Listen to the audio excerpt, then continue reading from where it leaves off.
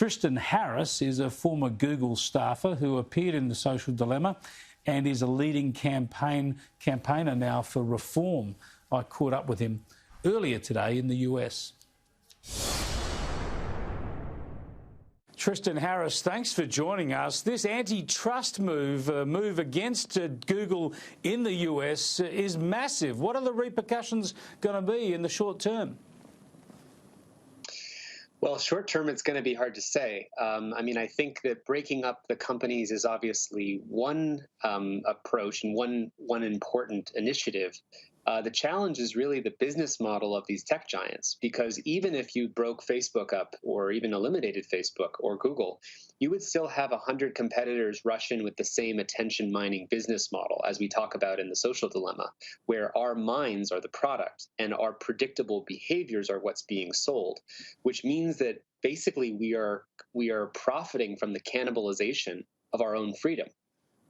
So do you think that the Department of Justice move here, the antitrust move, is going to be a legal process that will be followed through, or it's virtually a bargaining chip to start a negotiation, perhaps, to start a negotiation through government and the private sector and industry bodies to come to some arrangements in this digital space? Having watched this space for some time, I think there's a lot of political maneuvering by politicians and different institutions. I would really like to see a real genuine effort to ask, are these tech companies really serving the public interest? Are they serving the mental health of children, of teenagers? Are they serving our sense-making and our capacity to put a check on government in the case of an intact fourth estate? As you know, one of the things here is that these tech companies profit off of the erosion of local journalism, because essentially they turn newspapers and media into clickbait capitalism, which is really not a viable form of media for a sustainable democracy. So, I think there's a lot of posturing to essentially rein control over what happens with these tech companies. But the real thing that has to happen is, as quickly as possible, make these things not digital Frankensteins that kind of pull apart the life support systems of society. Yeah, there are so many issues here interrelated, and of course these digital giants have grown, I suppose, and the technology has grown ahead of the antitrust laws, the anti-competition laws and the like. How do you view the Australian moves to try and get the tech giants to at least pay commercial media for the content they share? Is that going to work in Australia, and is it going to trigger similar actions around the world? I do really support the leadership there that's being taken to say, okay, if these tech companies have profited off the sort of slow erosion of journalism and of media that is actually the thing that keeps account of government, that's just not a sustainable model. So saying that these companies have to pay for kind of hollowing out the fourth estate, I think is totally legitimate. I think we have to be careful about hollowing it out and then paying it back, as opposed to let's create a model in which their natural operation lifts up publishers, which I think is what that Australian law is trying to accomplish. Yeah, I think that's right, exactly. The less government intervention, the better, really, in the end, if we can have a model where everybody is sustainable on their own merits. Now, our Prime Minister today made a big pitch on the digital economy, and he wants Australia to lead in this sphere. Again, there are many aspects to it, but sorting out these sorts of arrangements has got to be fundamental to fair and free competition, and therefore the innovation and development of new industries in the future, surely. Well, that's exactly right, because if, I come from Silicon Valley and I know the venture capitalists that are always trying to fund new things. But right now, there is no alternative to fund a new search engine or social network, because the only exit pathway is to get acquired by one of the big tech companies. So one of the reasons that the antitrust is really important, for me, it's less about breaking them up and more about enabling vibrant competition, so markets actually work like markets.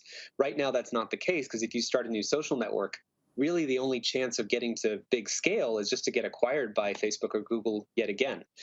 So we really need some really radical approaches. Precisely. There's so much to talk about here, and it's hard to condense it. Your centre is called the Centre for Humane Technology.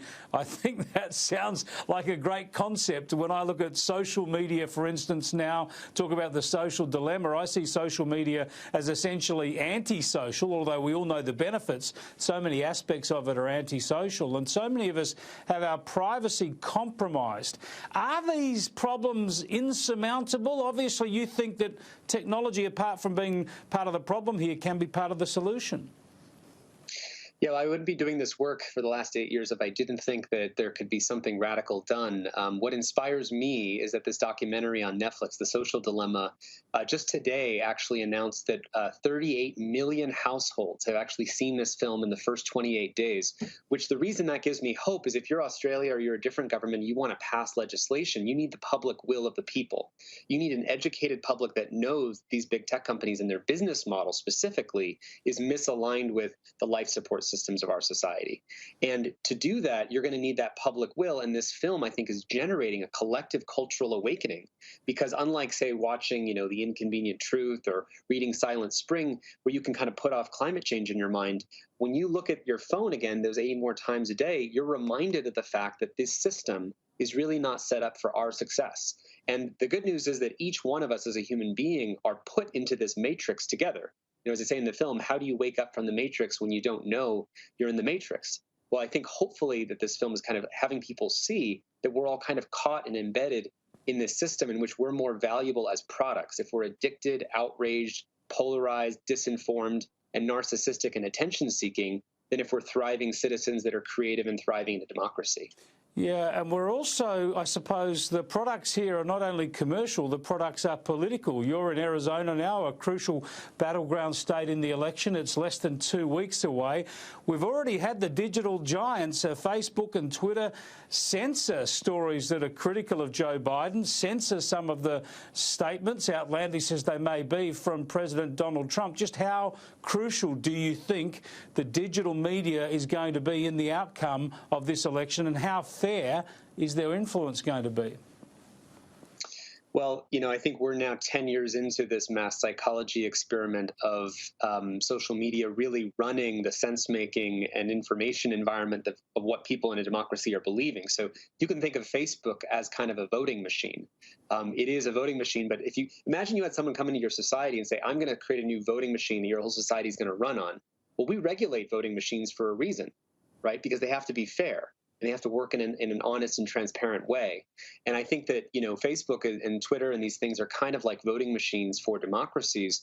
But right now, they're rewarding the worst parts of us. It's not about left versus right. It's that they're rewarding the kind of reptile brain of our brain stems so that outrage and partisanship wins. And really, when that wins, no one wins in a democracy because it's really the civil war and civil conflict win. And no one wants that. So what we're really trying to do with this film is have people rewind the tape and see, how did my mind get radicalized by 10 years of living in these kind of outrage-colored glasses? Yeah, we're becoming increasingly polarised in so many aspects, and this is a major part of the reason why. Thanks so much for joining us, Tristan Harris. My pleasure. Thank you for having me.